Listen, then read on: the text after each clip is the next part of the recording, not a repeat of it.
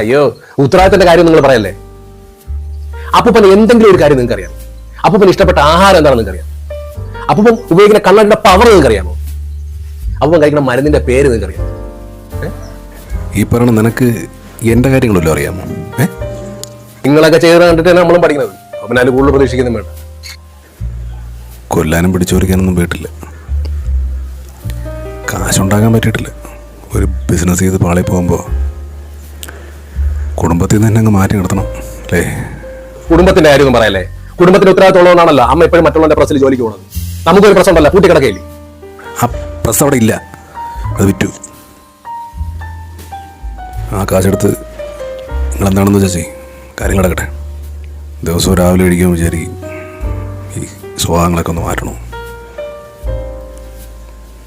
പക്ഷെ സാധിക്കാറില്ല.